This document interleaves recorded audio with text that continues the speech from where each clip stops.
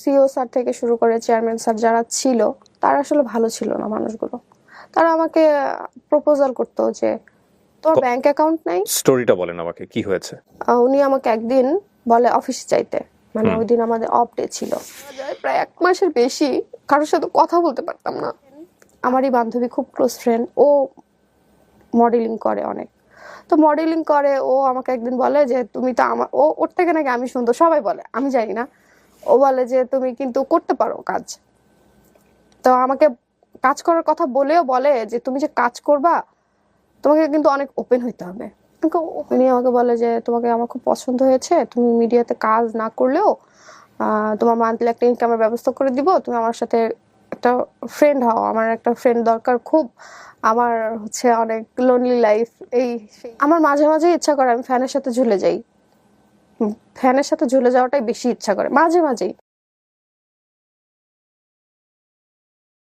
আসসালামু আলাইকুম প্রিয় দর্শক এবং শ্রোতা, আল্লাহ সর্বাবস্থায় আপনাদের মঙ্গল করুক সেই শুভকামনা জানিয়ে শুরু করছি লাইফের আরো একটি এপিসোড। নামটা একটু বলতে হবে। যে আমার নাম তান্নি প্রিয়া পিউ। পিউয়ের বয়স কত? আমার বয়স 23 বছর। আর প্রিয় দর্শক এবং শ্রোতা, আপনারা যদি লাইফের এই অনুষ্ঠানে অংশগ্রহণ করতে চান, আপনারা জানেন যে আমাদের 3টা অনুষ্ঠান হয়, সবই লাইফ স্টোরি বেসিস।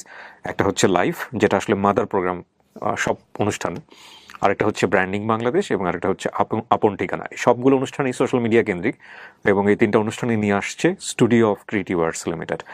লাইফে যে কোনো ধরনের জীবন গল্পই আসতে পারে, যদি সেই গল্প থেকে বটম লাইন বা পুরো গল্পটা শোনার পরে যদি কোনো মেসেজ থাকে। ব্র্যান্ডিং বাংলাদেশে আপনারা জানেন যে সবই ইন্সপিরেশনাল স্টোরি। আপন ঠিকানায় কি হয় সেটা তো আপনারা জানেনই, হারিয়ে যাওয়া মানুষদেরকে দীর্ঘদিন পরে তাদের পরিবারে ফেরানো। তো পিউ, আমি কথা বাড়াচ্ছি না, একেবারে যেখান থেকে বলতে ইচ্ছে করে, যেভাবে বলতে ইচ্ছে করে, ইটস ইওর ফ্লোর। প্রথমত আমি ঢাকাতে জন্মগ্রহণ করি। দেন আমি যখন ক্লাস 4-এ পড়ি তখন আমাদের মানে গ্রামের বাড়িতে, আমার বাবা ওখানে আমাদের গ্রামে একটা বাড়ি করে, কারণ আমার দাদি অনেক বয়স্ক, তো তাকে তো দেখাশোনার জন্য তো একজন দরকার। গ্রামের বাড়ি কোথায় ছিল? কুষ্টিয়াতে। কুষ্টিয়াতে, ওকে। তো তখন আমরা গ্রামের বাড়িতে চলে যাই, গিয়ে ওখানে ক্লাস 5-এ অ্যাডমিট হই। 5, 6, 7 খুব ভালো ছিল। বাবা কি করতেন? বাবা গাড়ির ব্যবসা করে। গাড়ির ব্যবসা বলতে কি রেন্টে কারের ব্যবসা নাকি গাড়ি কিনে? না, রেন্টে কারের ব্যবসা। রেন্টে কার ব্যবসা করেন। মানে আমাদের গ্রামের ওই এলাকাটা হয় কি যে 12-13 বছর হলে মেয়েদের বিয়ে হয়ে যায়, ওরকম ভাবে আমারও বিয়ের প্রস্তাব আসতে শুরু করে। আপনি কি বড় ছিলেন আপনার পরিবারের মধ্যে? হ্যাঁ, আমি আর আমার একটা ছোট ভাই, আমার 1 বছরের ছোট, জি। মা আর বাবা। তো সেখান থেকে বাবা বললো যে না, এখন তো বিয়ে দিব না, বিয়ে দিলেও মোটামুটি ইন্টার পাস করুক তারপরে বিয়ে দিব। তো আমি স্কুলে যাইতে পারতাম না, যাদেরকে রিজেক্ট করা হয় ওরা আর কি আমাকে খুব টার্গেট করে যে কেন দিবে না বিয়ে। ছেলেটা এসে বলতো ওকে আমি খুব পছন্দ করি, ওকে আমি বিয়ে করতে চাই, মানে বিয়ে করবো, আমার বউ, এরকম কথাও হইতো। তো আমাকে নিয়ে সবাই হাসাহাসি করতো ক্লাসের মধ্যে, সবাই মানে আমার যারা ফ্রেন্ডরা ছিল। আমি যখন স্কুলে যেতাম তখন আমাকে ফলো করতো, প্রভাবশালী ছিল। আমি ভয় পেতাম খুব, আমি ছেলেদেরকে দেখতেই পারতাম না, একদমই অসহ্য লাগতো, আমার পছন্দ করতাম না। দেখা গেল আমার যারা বড় বোনরা ছিল ওরা কিন্তু প্রেম করতো, সবাই ফোনে কথা বলতো, আমি আমার মার সাথে চিল্লাচিল্লি করতাম যে এরা এত কথা বলে কেন, কি কথা বলে, ঠিক আছে, এরকম ছিলাম আমি। মানে এরকম অনেকদিন চলতে থাকে, ক্লাস 8-এ উঠে যাই তখন এরকমই চলতে থাকে। তো যখন দেখা গেল যে না অতিরিক্ত হয়ে যাচ্ছে বিষয়টা, তখন মানে ওরা আবার যখন ক্লাস 8-এ উঠে আবারও বিয়ের জন্য। ওরা বলতে কি অনেকগুলো ছিল নাকি কোন একজন, কোন একটা বিশেষ ফ্যামিলি? বা ওরা বলতে ওই ছেলের সাথে আরো কয়েকজন ছেলে ছিল, মানে থাকে না যে একটা ফ্রেন্ডের সাথে তো আরো অনেক ফ্রেন্ড থাকে। চিনতেন আপনি ওদেরকে? চিনতেন আপনি? হ্যাঁ, আমি সবাইকে চিনি। ফ্যামিলিগতভাবে ওদেরকে জানতেন? হ্যাঁ হ্যাঁ, ওদের ফ্যামিলিতে কমপ্লেইন্ট পাঠালেই তো হতো। হ্যাঁ, ফ্যামিলিকেও কমপ্লেন পাঠানো হয়েছে, এমনকি যে চেয়ারম্যান মেম্বার থাকে গ্রামের, বোর্ড হয়, বোর্ড সালিশ যেটা বলে, ওইটাও হয়েছে। ওইটা হওয়ার পরেই ওরা বেশি আরো হয়েছে। বোর্ড সালিশ হলো কেন? কি ঘটনার কারণে হলো? এই যে আমাকে অনেক বেশি ডিস্টার্ব করতেছে, বলতেছে যে উঠাই নিয়ে যাবে। এরকমও হয় যে গাড়ি নিয়ে আসে, আমি গাড়ি দেখলে ভয় পাই, চিল্লানি দিতাম এরকম রাস্তার মধ্যে, তখন মানুষজন আসতো, তখন ওরা আবার চলে যাইতো। বাবা তখন কোথায়? বাবা ঢাকাতে থাকতো। আচ্ছা। বাবা যেত 2 মাস 3 মাস পর পর যেত। আপনাদের ওখানে অভিভাবক বলতে কে ছিল? আমার মা ছিল না ওখানে, আসলে আমার অভিভাবক বলতে কেউ ছিল না, সবাই ঢাকাতে থাকে। সালিশের সিদ্ধান্ত কি হলো? সালিশের সিদ্ধান্ত হলো যে হ্যাঁ তোমার সাথে বিয়ে দেওয়া হবে, ও একটু বড় হোক, ও তো ছোট, ওর বাবা মাও দিবে, এরকম ভাবে মা বাবা দুজনই ডিসাইড করলো যে ঠিক আছে দিব। মানে এখন ওদেরকে তো থামাইতে হবে, ঠিক আছে, সেজন্য বলা হলো যে ঠিক আছে তোমাকে দেওয়া হবে, ও ইন্টারটা অন্তত পাস করুক। কিন্তু ওটা হওয়ার পরে ও আরো বেশি রেগে গেল, মনে হলো যে আজকেই তুলে নিয়ে একটা। বয়সের ডিফারেন্স কত ছিল ছেলের সঙ্গে আপনার? 5 বছর। ও কি পড়তো তখন? আমি যখন 7 মনে হয় ইন্টার ফার্স্ট ইয়ার কি সেকেন্ড ইয়ার এরকম পড়তো, বলতো তুমিও তো ছোট, এরকম বোঝানো হয়েছিল বোর্ডে যে ও বড় হোক তুমিও বড় হও। তারপরে ফ্যামিলি মানে মা বাবাও চাইতো যে না, ওরাও সাপোর্ট দিতে হয়তো, না হলে এত সাহস কেন, কোথায় পাবে। তারপরে এরকম হওয়ার পরে আমাকে তখন আর একা স্কুলে ছাড়তো না, আমি আমার বান্ধবীরা ছিল মানে এলাকার যারা ছিল ওদের সাথে স্কুলে যেতাম। তারপরে কি করলো, আমার মা আমার সাথে যাওয়া আসা করতো। তো স্কুলটাও ছিল প্রায় 2 মাইল দূরে ছিল আর কি আমাদের বাসা থেকে। ও আর ওর বন্ধুরা মিলে ডিসাইড করলো যে আমাকে অ্যাসিড মারবে, বিয়ে যখন দিবেই না, আমি তখন ক্লাস 8 উঠে গেছি, অ্যাসিড মেরে আমাকে মানে শেষ করে দিবে একদম। ফ্রেন্ডরা ছিল, ওরা আমাকে বলতো, স্কুলে যখন যেতাম তখন ওরা বলতো যে পিউ তুই একটু কেয়ারফুলি রাস্তায় দিয়ে চলাফেরা করিস, ওরা কিন্তু এমনিতে ভালো না। আর আরেকটা আমাদের ওই এলাকাতে এরকম ঘটনা আরেকটা ঘটছিল এরকম, ঠিক আছে, যে মানে অ্যাসিডটা এরকম ওর আরেকটা ফ্রেন্ড এরকম হয়েছে, ঠিক আছে, কিন্তু ওই অ্যাসিডটা ওর গায়ে লাগে নাই। তারপরে কি হলো, আমাকে অ্যাসিড মারার কথা আমার ফ্রেন্ডরা বলতো, আমি কেয়ার করতাম না, দূর কিসের অ্যাসিড কিসের কি। আপনি জানতেন অ্যাসিড মারা বিষয়টা কি? না, আমি এতও বুঝতাম না যে অ্যাসিড কি। কোন ক্লাসে তখন আপনি? ক্লাস 8 এ পড়তাম। ওকে, 2011-12 কাহিনী বলতেছি। তো আমি বলতাম দূর কিসের অ্যাসিড কিসের কি, এগুলা কোনো ইয়া না। পরেও বলতো যে না তুই, তাও আমার ক্লাসেরই ফ্রেন্ড, আমার বেস্ট ফ্রেন্ড ছিল, ওর নাম ছিল, ওর নামটা বললে সমস্যা নেই।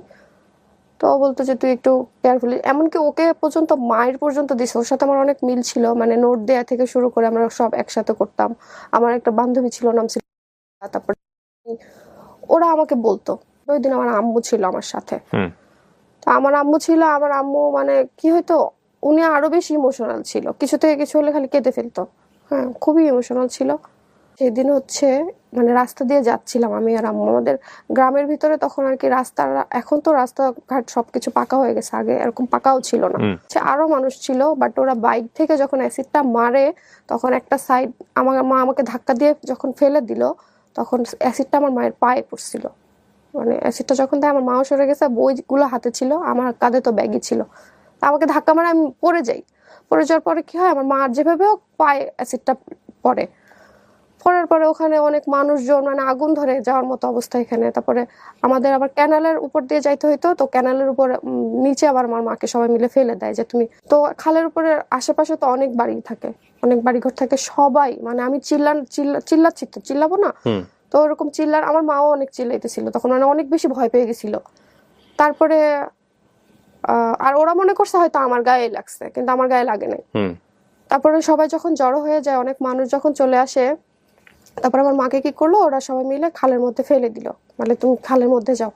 তারপর ওখান থেকে হসপিটালে নিয়ে যাওয়া হয় মাকে। তারপর ওখানে প্রায় 5-6 দিন মতো হসপিটালে ছিল।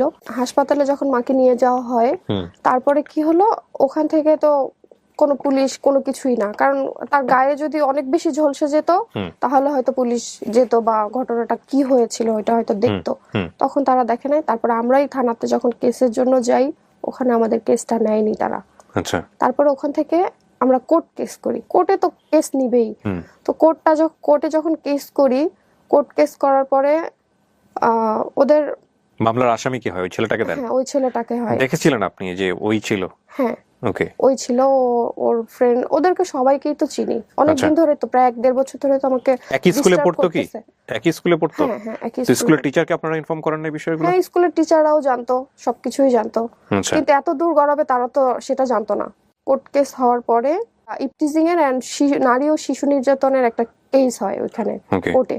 ওকে তো বাসা থেকে নিয়ে আসে পুলিশ গিয়ে, পুলিশ যেয়ে নিয়ে আসার পরে, ওর বাড়ি আর আপনার বাড়ি কত দূর ছিল? স্কুলের, ওর বাসাটা ছিল স্কুলের সাথেই। হ্যাঁ, মানে আমি ডিসটেন্সটা জানতে চাচ্ছি। 2 মাইল ডিসটেন্স ছিল। ওকে গিয়ে পুলিশ ধরে নিয়ে আসে। আচ্ছা, তারপরে পুলিশ যখন ধরে নিয়ে আসে তখন, আর ও তো সবাইকে বলতো যে ও আমার বউ, এরকম ভাবেই বলতো। ও যখন কোর্টে ছিল, থানাতে ছিল, মানে জেলে যেটা বলে, তখনও আমার স্কুলে যখন আমি যাইতাম আমাকে নিয়ে সবাই খুব হাসাহাসি করতো, মানে ওই তখন থেকে আমার ডিপ্রেশনটা শুরু হয়। 1 মাস মতো মনে ছিল, যাই হোক মোটামুটি জেলে। তারপরে তো যে ওর বাবা তো প্রভাবশালী, যাই হোক নিয়ে আসে বের করে, আরো মানে তখন তুলে নিয়ে যাবে, আরো ক্রেজি হয়ে যায়। হ্যাঁ, আরো ক্রেজি হয়ে যায়, তুলেই নিয়ে যাবে। জেল তো খেটেছি, সুতরাং আর কি, জীবন আর কিছুই না, যা আছে দেখে ছাড়বো। তখন এই ঝামেলা হতে হতে আমি ক্লাস 9-এ উঠে গেলাম।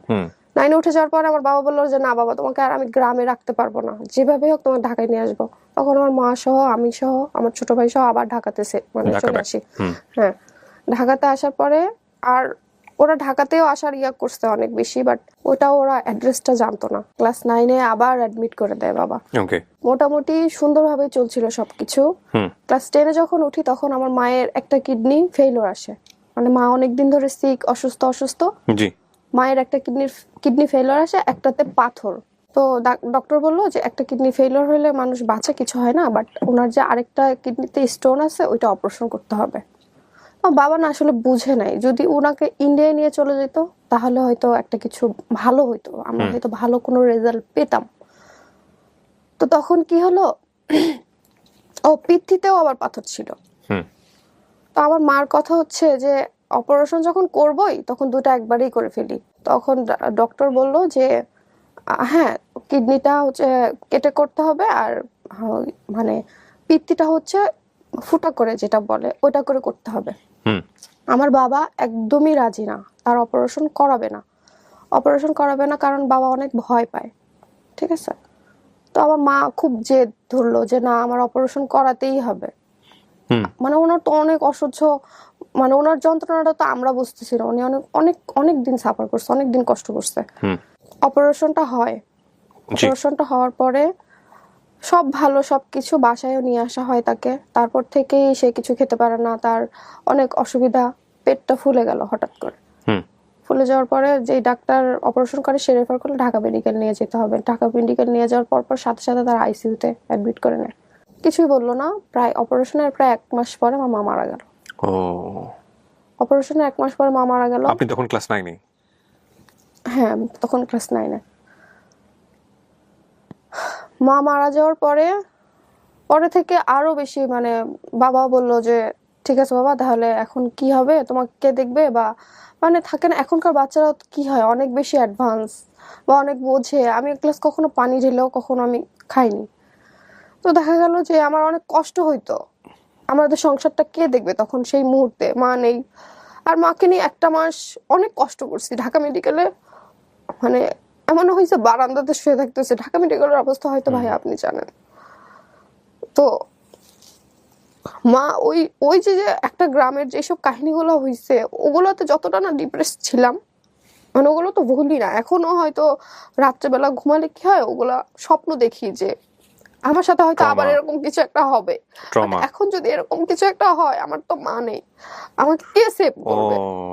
ঠিক আছে, তো মা যখন মারা যায় প্রায় 1 মাসের বেশি কারোর সাথে কথা বলতে পারতাম না। আপনাকে আমি যেটা বলছিলাম ভাই, আমি খুব ভুলে যাই সবকিছু। তো হলো কি যে মা যখন মারা গেল ওইটা আরোই নিতে পারি নাই।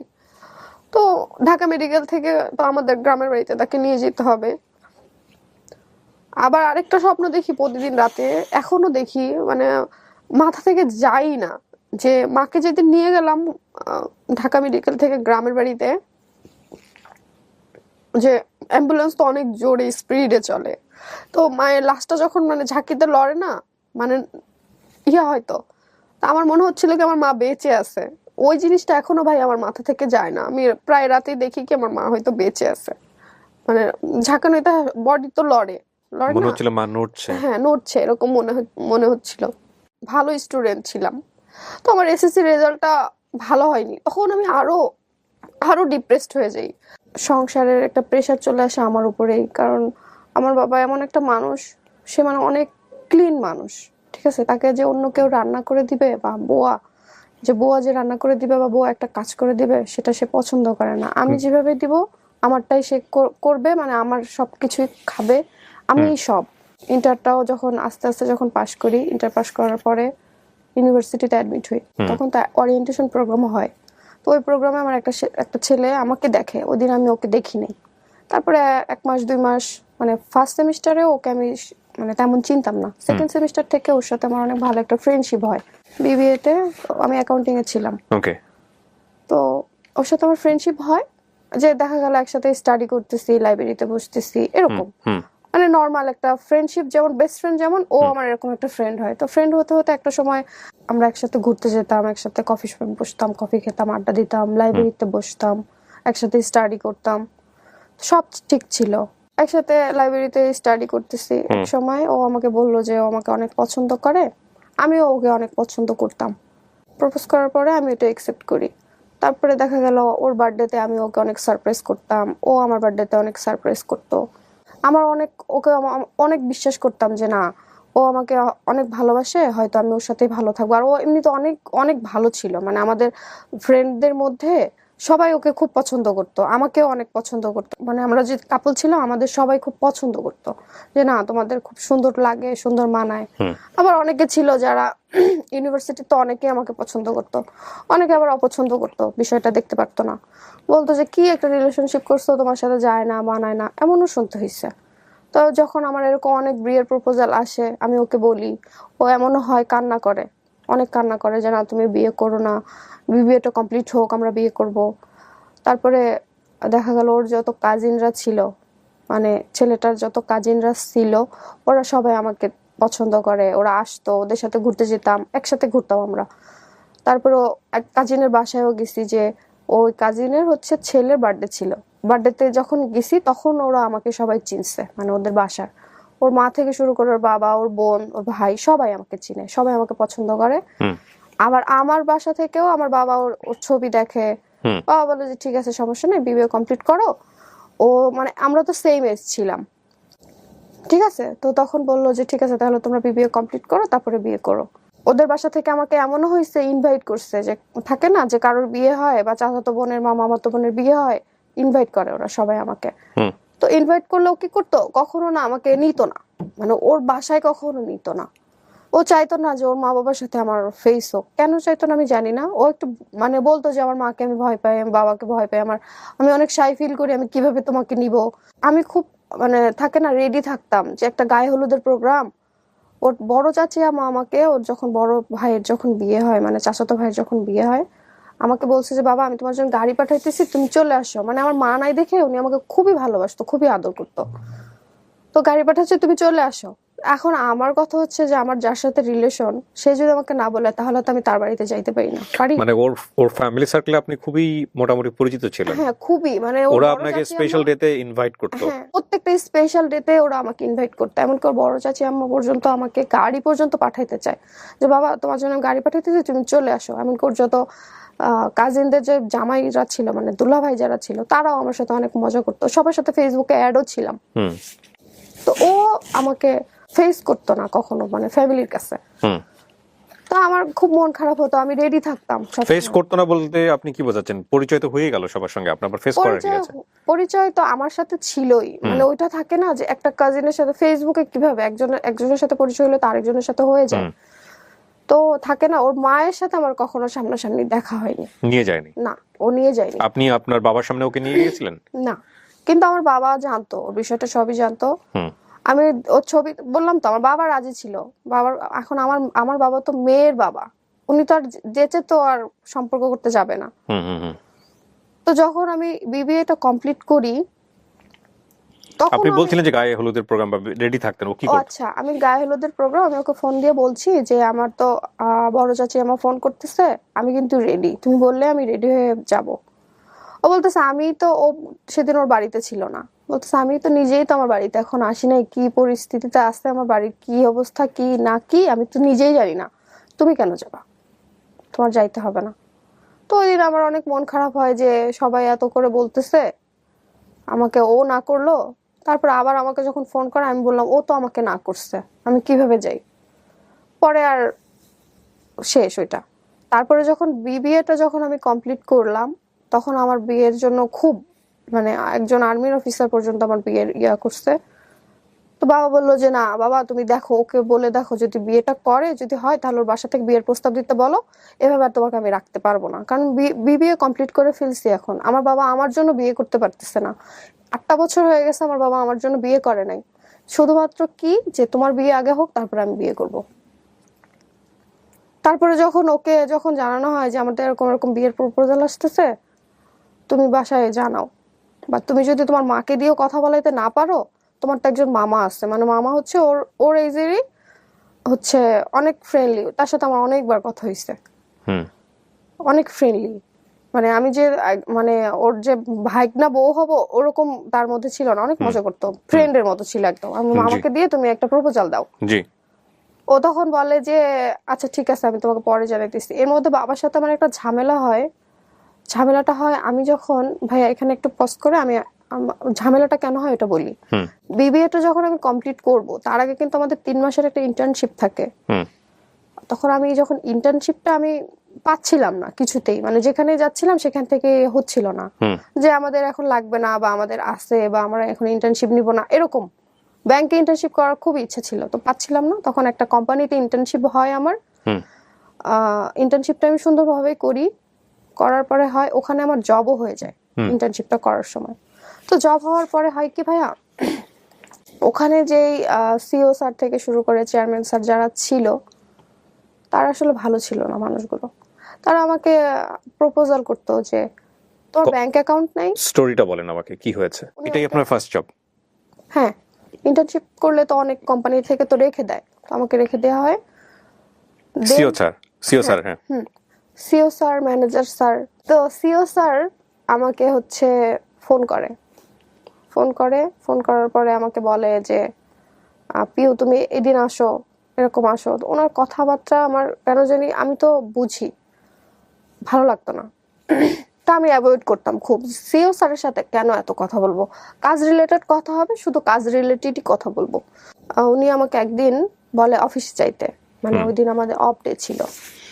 অফ ডেতে অফিসে যাইতে বলে, আমি অফ ডেতে কেন অফিসে যাব।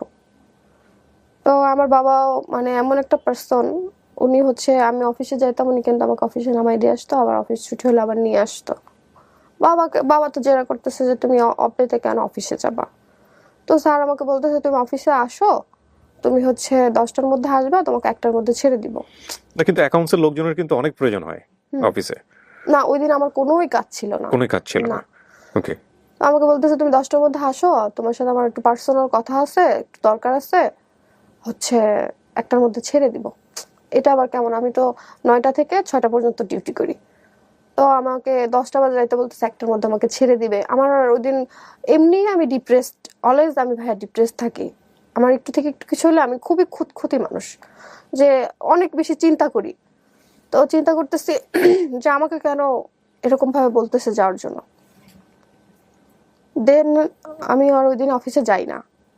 না যাওয়ার পরে উনি দেখলাম আমাকে ব্লক করে দিছে হোয়াটসঅ্যাপ থেকে।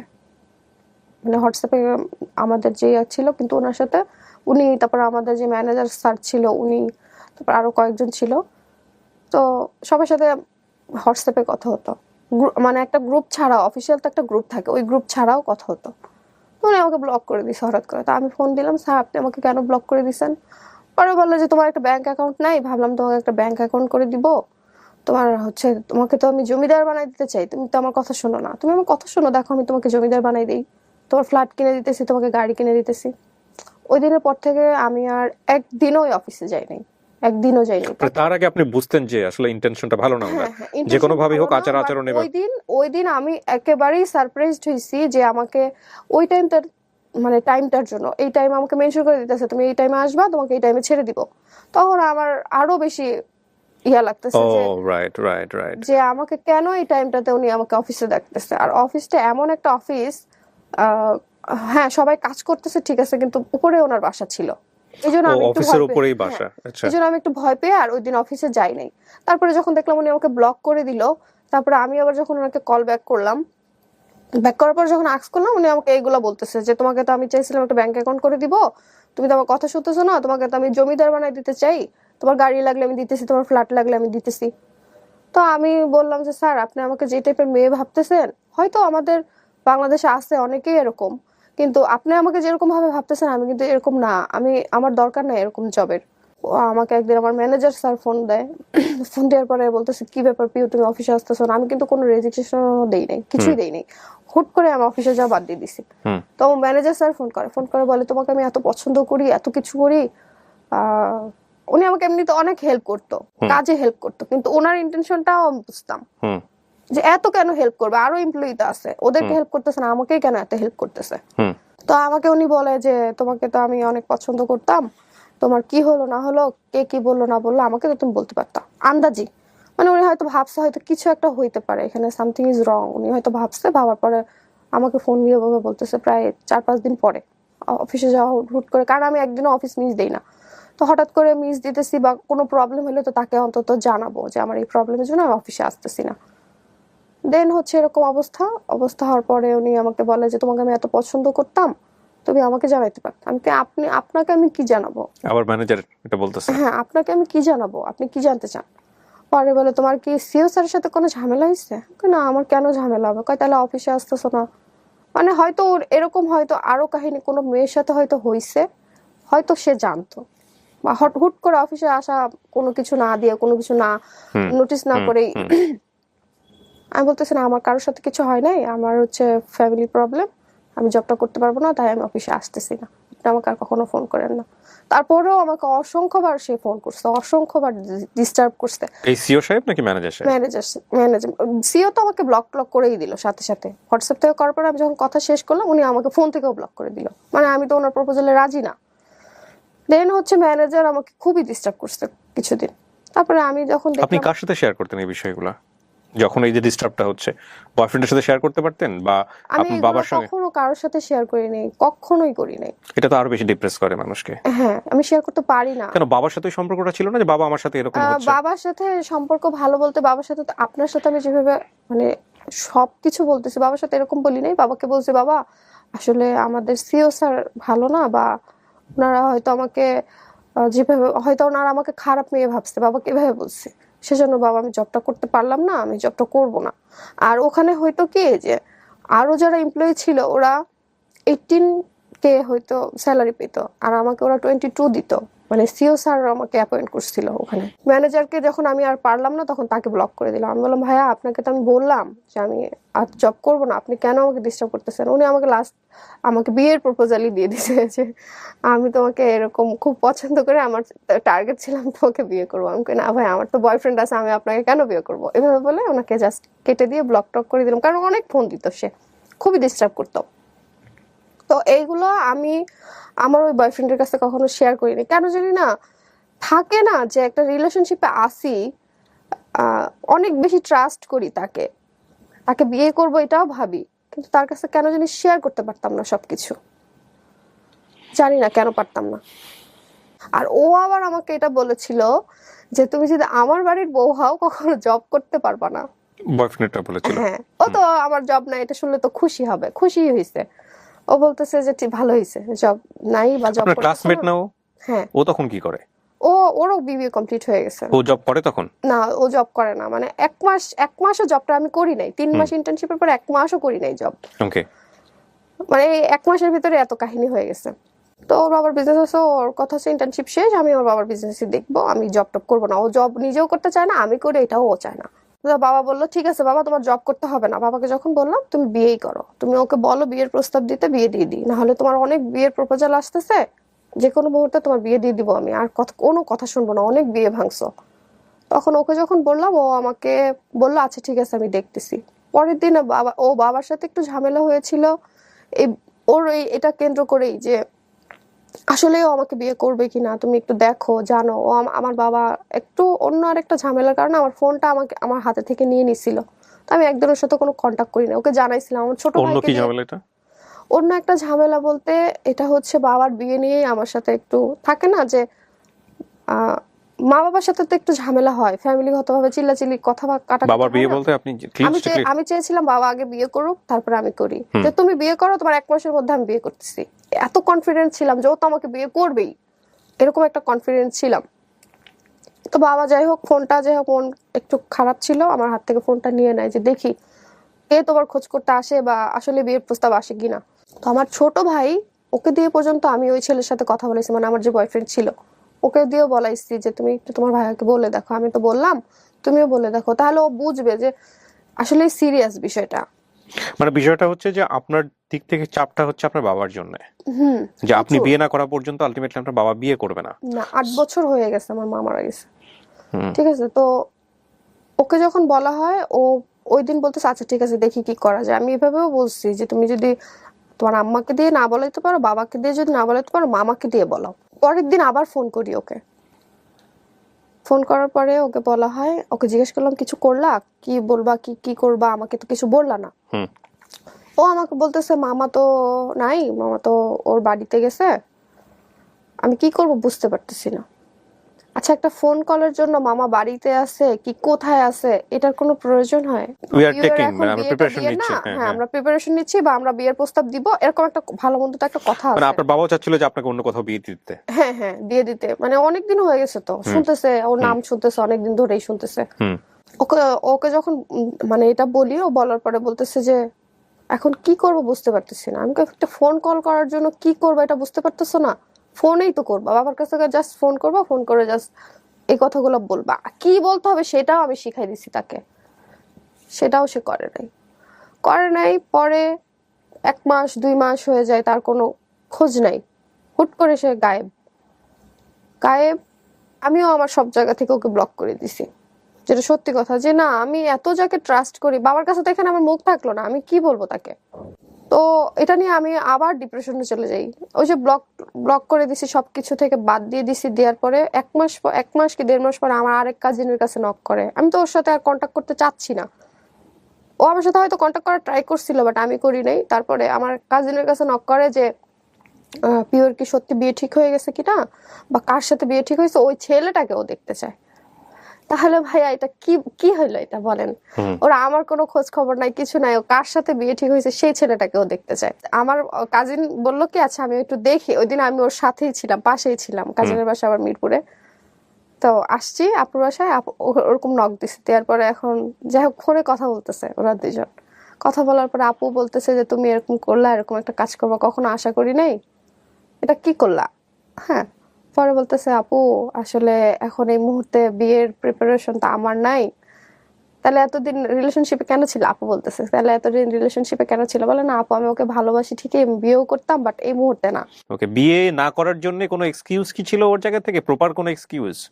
ওই যে যে আমি বাবা এই কারণে মাকে বলতে পারবে না, এই মুহূর্তে বলতে পারবে না, কিভাবে বলবে সেটাও কিন্তু আমি ওকে শিখিয়ে দিয়েছি, তারপর ও বলতে পারিনি। তারপরে আপু আমাকে বললো অনেকক্ষণ কথা ওর বলার পরে, ফ্যামিলির অন্যান্য মেম্বারদেরকে তো আপনি চিনতেন, তাদের মাধ্যমে তো ওদের ফ্যামিলিকে বলা যেত যে আমাদের এরকম একটা সমস্যা আছে, বিয়ে করলে তাড়াতাড়ি করে ফেলতে হবে। আমি আসলে ওই মুহূর্তে আমি ওর থেকেই জাস্ট জানতে চাইছিলাম, যা জানবো আমি তো সংসার করবো ওর সাথেই, আমার সারা জীবনের ব্যাপার, ট্রু। আমি ওর থেকেই শুনতে চাই, আমি আর আদার্স ফ্যামিলির কারোর থেকে কিছু শুনতে চাই না, কারণ তাদের সাথে তো আমি সংসার করবো না, আমি তাদের সাথে থাকবো না। ঠিক আছে, ওকে তখন স্ট্রং হইতে আমি চাইছিলাম যে ও স্ট্রং কিনা, ও আমাকে কতটুকু চায়, আমি ওইটা জাস্ট বোঝার জন্য আমি এরকম বলছিলাম। তারপরে আমার কাজিনের সাথে যখন ওর অনেকক্ষণ কথা, আমার কাজিন বলতেছে যে না ও এমনি তোমার অন্য সব বিষয় নিয়ে খুব ইন্টারেস্টেড, বাট তোমার বিষয়ে ও ইন্টারেস্টেড না, ও তোমাকে যে বিয়ে করবে এটা আমি বুঝলাম না ওর কথা থেকে।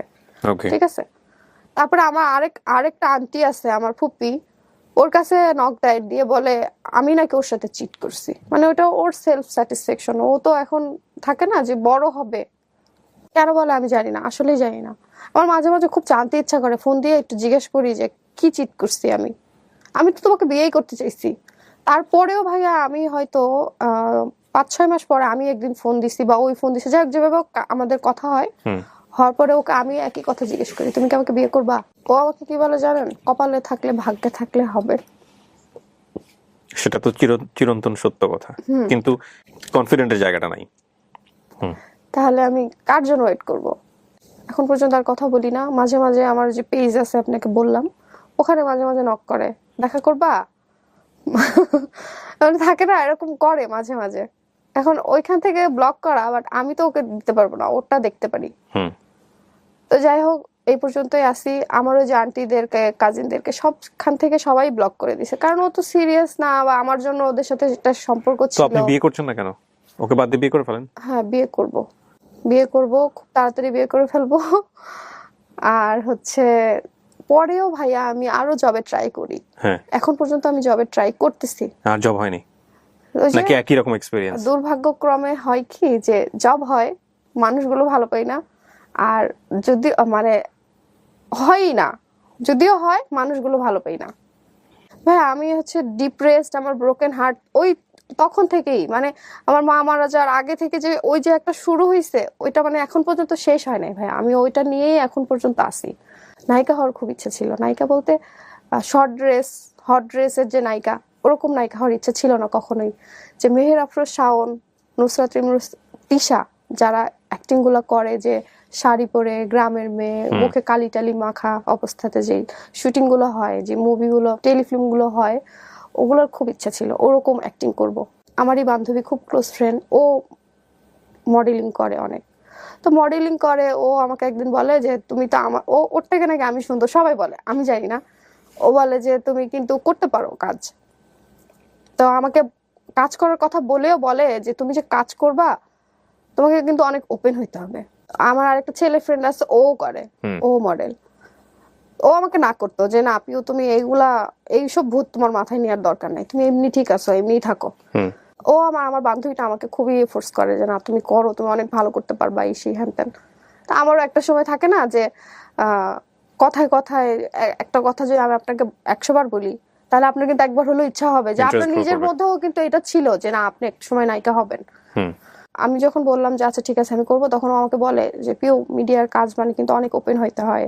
আমি ওপেন মানে কি, ওপেন হওয়া মানে তো হচ্ছে শর্ট ড্রেস হট ড্রেস এগুলো পারবো না, এত শর্ট ড্রেস হট ড্রেস পরতে পারবো না। আমার কাছে অ্যাক্টিং মানে হচ্ছে শাড়ি, মুখে কালি থাকে না, আগেকার দিনের যে টেলিফিল্ম গুলো হতো ওরকম। কে দিবে তোমাকে ওরকম কাজ? ওরকম কাজ না, তোমাকে আগে মডেলিং এ যাইতে হইলেই আগে তোমাকে শর্ট ড্রেস হট ড্রেস পরতে হবে, না হলে নায়িকা হতে পারবা না। আমি বললাম যে না তাহলে দরকার নাই। তারপরেও একটা ডিরেক্টর আমাকে ফোন করে, মানে ফেসবুক থেকে হোক বা যেভাবে হোক, আমার ছবি, ডিরেক্টরের নাম বললে হয়তো অনেকে চিনবে, অনেক ভালো একজন ডিরেক্টর আমাকে নক করে। নক করার পরে উনি আমাকে একদিন তার অফিসে ডাকে, যাওয়ার কথা বলে। তো যাওয়ার কথা যখন বলে উনি আমাকে বলে যে তুমি সন্ধ্যায় আসো। তো উত্তরা থেকে যেখানে আমাকে যাওয়ার কথা বলে অনেক ডিস্টেন্স, তো আমি যাব কিভাবে? যাই হোক, বাবা তো কখনোই সাপোর্ট করবে না, এই বিষয়টা অন্তত সাপোর্ট করবে না। তো বাবাকে বলার সাহসও পাচ্ছি না যে কথাগুলো বাবাকে বলবো। তারপরে এটা বলি নাই কখনো, এখন পর্যন্ত হয়তো এই শোটা দেখার মাধ্যমে হয়তো বাবা জানবে যে আমার নায়িকা হওয়ার ইচ্ছা ছিল। তার আগে এইটা আমি আসলেই শেয়ার করিনি কখনো তার কাছে। তখন আমি আমার ওই যে ছেলে ফ্রেন্ড ওকেও জানাই। তো আমার বান্ধবীটা তো অনেক খুশি যে ঠিক আছে চলো যাই, আমি যাব তোমার সাথে। তো আমার ফ্রেন্ডকে যখন আমি জানাই, ও আমাকে বললো যে পিউ তুমি সন্ধ্যায় কেন যাবা? তুমি বলো দুপুরের পরে বা বিকেলে, এই টাইমটাতে যাও।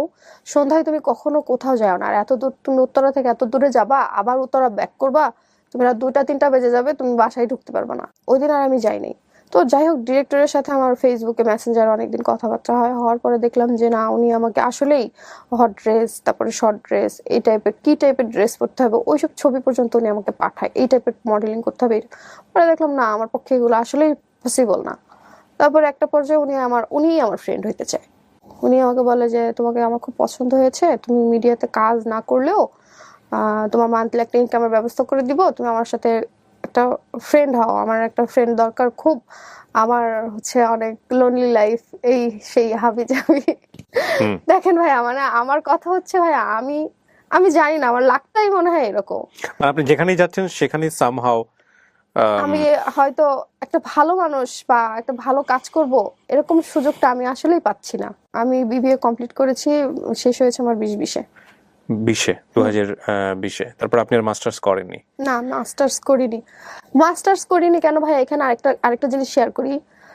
আমার এক আন্টি, ও কিন্তু ইন্টারও পাস করেনি, ও কিন্তু 16,000 টাকা স্যালারিতে জব করে, কিছুই জানে না, কিছুই মানে।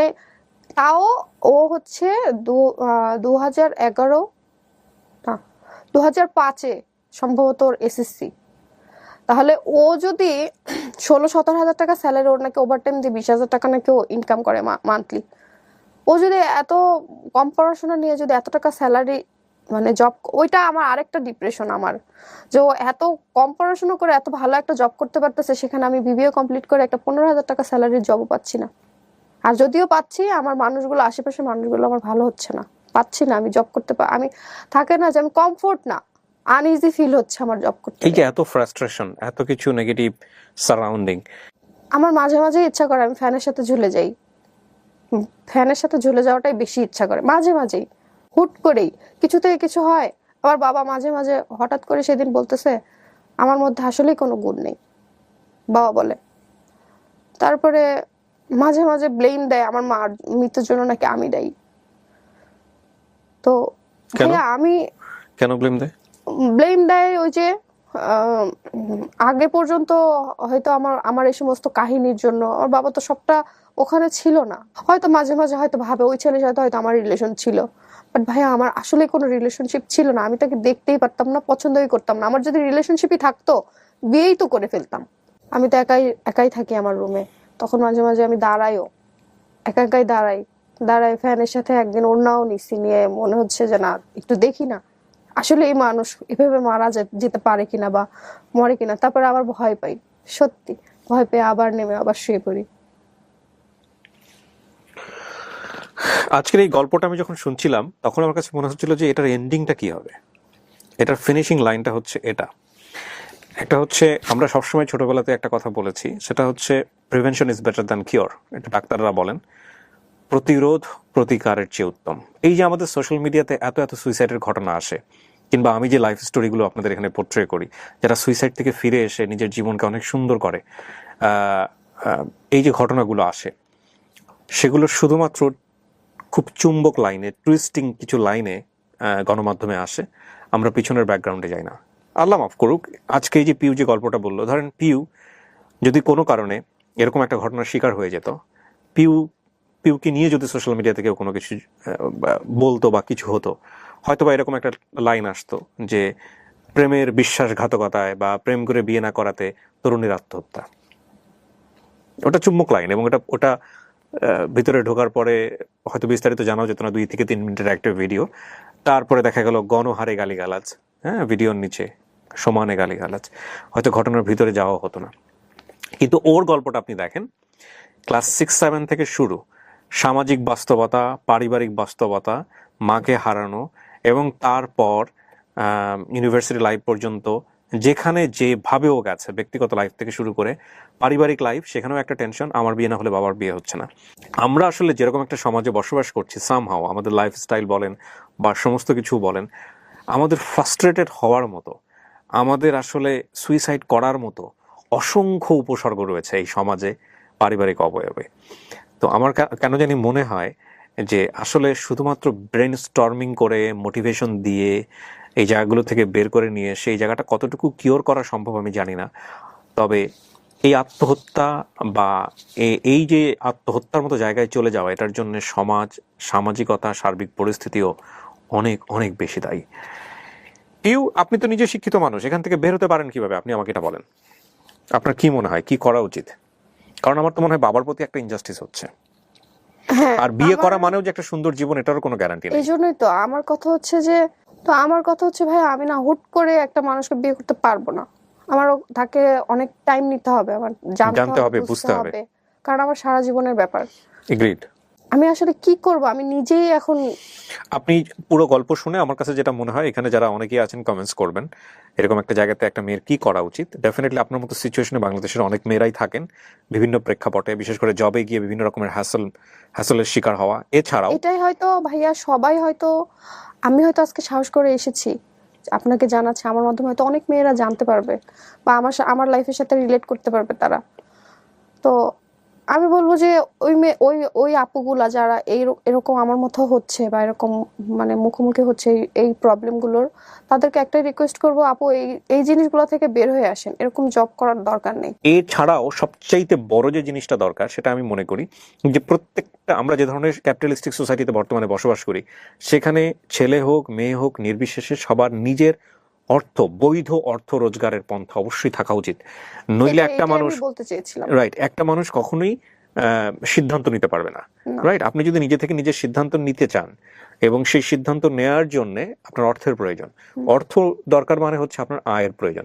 এখন আয় মানেই আমাদের একটা বেসিক কনসেপশন সবার মাথার মধ্যে আছে, একটা চাকরি। আয় মানেই হচ্ছে কোন একটা প্রতিষ্ঠানে যাবেন, গিয়ে চাকরি করতে হবে। এই জায়গাটাকেও একটু ব্রডার জায়গা থেকে দেখতে হবে। হ্যাঁ, আপনি যদি নেগেটিভ ভাবে চিন্তা করতে চান, এত এত নেগেটিভ উপসর্গ আমাদের চারপাশে যে আপনার চিন্তা করার এলিমেন্টের অভাব হবে না। একটু আগে আপনি চিন্তা করলেন এসএসসি পাস করে একটা মানুষ 15,000-16,000 টাকা বেতন পায়, সেখানে আমি 15-16,000 টাকা বিবিএ কমপ্লিট করে একটা জব পাইতে গেলে আমাকে ধরনের হেসেল পোহাতে হচ্ছে, হুইচ ইজ অ্যাবসলিউটলি ট্রু। আবার কিছু মানুষ আছে একাডেমিক্যালি লেখাপড়া না করেও লাখ লাখ টাকা মাসে ইনকাম করে। তো আপনি এইভাবে এক্সাম্পল দিলে কিন্তু অনেক বেশি পিছিয়ে যাবেন। তার চেয়ে বরং আমি আপনাকে বলবো, চেষ্টাটা কখনোই গিভ আপ করা যাবে না। এটা খুব কমন একটা কথা, এটা আপনি জানেন। তারপরেও আমি বলছি, পৃথিবীর সব মানুষই ভালো মানুষ না, পৃথিবীর সব মানুষই খারাপ মানুষ না। সুতরাং আপনার চেষ্টা অব্যাহত রাখতে হবে, কারণ পৃথিবীতে অসংখ্য মেয়ে আছেন যারা নিজেদের যোগ্যতায়, নিজেদের কাজ দিয়ে নিজেকে প্রমাণ করেছেন, এবং তারা হয়তো আপনার মতো পরিস্থিতি ফেস করেছেন, অথবা করেননি, অথবা একেবারেই ডিফারেন্ট একটা সিচুয়েশন ফেস করেছেন। বাট প্রত্যেকের লাইফই কোনো না কোনোভাবে স্ট্রাগল ছিল। ডেফিনেটলি ছিল, সেটা হয়তো ডিফারেন্ট ওয়েতে ছিল, একটা ছেলের জীবনও থাকে। আপনার ফার্স্ট এবং ফরমোস্ট ডিউটি হচ্ছে রাইট নাও এটা। তারপরে আপনি আপনার পারিবারিকভাবে সিদ্ধান্ত নেন, বাবার সাথে বসে সিদ্ধান্ত নেন যে বিয়েটা আপনি কিভাবে করবেন। আর আপনার বাবা অবশ্যই বেস্ট একজন বাবা, ব্যাপারে কোনো সন্দেহ নাই। এই কারণে সন্দেহ নাই যে আপনার বাবা সে চিন্তা করেছে যে আমি একটা মানুষকে বিয়ে করে নিয়ে আসবো এখানে, তারপরে আমার বাবা আমার সন্তানরা যাতে কোনোভাবেই একটা প্রবলেমের মধ্যে না পড়ে, মনোজাগতিক টানাপোড়েনের মধ্যে না পড়ে, সেই জায়গাটা সে সেভ করতে চায় বলে এত বড় স্যাক্রিফাইসটা সে করেছে। তো আমার মনে হয় সেই জায়গাটাকেও আপনাদের অনেক বেশি রেসপেক্ট করা উচিত, স্যালুট করা উচিত। আরেকটা ভাই, আরেকটা কথা বলতে আমি ভুলে গেছি, সেটা হচ্ছে ওই যে ছেলেটা জেল থেকে ফিরে আসলো, জেল থেকে ফিরে এসে কি করেছিল জানেন? আমি তখন তো স্টুডিওতে পিকচার তোলা হইতো, মানে স্কুলের ছবি দিতে হলে তো স্টুডিওতে তুলতে হইতো। ও আমার এতটুকু নিয়ে পর্যন্ত ভাইরাল করে দিয়েছিল। তো আপনি পুলিশের অ্যাকশন নেননি কোনো পরবর্তীতে? হ্যাঁ, ওই যে বললাম, পুলিশের কাছে গেলে তো আমরা কোনো হেল্প পেতাম না। হ্যাঁ, আপনি এখন যদি এই ইস্যু নিয়ে যদি, প্রথম কথা হচ্ছে এটা যদি কেউ করে থাকে, আমি কেউ দিয়ে উদাহরণ দিচ্ছি, কেউ যদি এটা কারোর সাথে ব্যক্তিগত সম্পর্ক স্থাপন করেও থাকে, সেই ব্যক্তিগত সম্পর্কের কোনো কিছু পাবলিকলি আনলে বাংলাদেশে এটা সাইবার ক্রাইম, ভয়ঙ্কর রকমভাবে ক্রাইম, বেইল ছাড়া ক্রাইম। আমি যতদূর জানি যে এই ধরনের ক্রাইমে কোনো জামিন হয় না, আমি যতটুকু জানি। এবং এটার বিরুদ্ধে বাংলাদেশ সরকার খুব সোচ্চার। মাঝখানে আমরা দেখবো যে সাইবার ক্রাইম এটা হওয়ার আগ পর্যন্ত এগুলো খুব বেশি হতো, একটা মেয়েকে হেনস্থা করা। এখনো যে টুকটাক হয় না তা কিন্তু না, কিন্তু এগুলো হলে এগুলোর খুব মারাত্মক অ্যাকশন আছে, সঙ্গে সঙ্গে পুলিশ অ্যাকশন নিয়ে ফেলে। আগে কিন্তু এত ছিল না, আগে এত ছিল না, এবং এগুলো খুব ভিগোরাসলি হতো। আমরা সেলিব্রিটি থেকে শুরু করে বিভিন্ন ইয়ে দেখেছি। এখন এমন হয়েছে যে পুলিশ স্বপ্রণোদিতভাবে এই জিনিসগুলোকে দমন করার জন্য চেষ্টা করে। সো এটা যদি কেউ করে, এটা যদি ধরেন ব্যক্তিগত জীবনে তাদের মধ্যে সম্পর্ক ছিল, একটা হচ্ছে সম্পর্ক না থাকা, ইচ্ছা করে হেনস্থা করার জন্য করেছে এটা একটা। আরেকটা হচ্ছে যে সম্পর্ক ছিল, থাকা অবস্থায় কেউ একজন স্টেপ নিয়েছে এই কাজটা করার, মানে হেনস্থা করার জন্য। সে ছেলেও হতে পারে, মেয়েও হতে পারে। সম্পর্ক থাকার অবস্থাও কেউ এটা করতে পারবে না। যদি করে তাহলে এটা বাংলাদেশ আইন অনুযায়ী এটা সাইবার ক্রাইম, এবং এটার জন্য ভয়ঙ্কর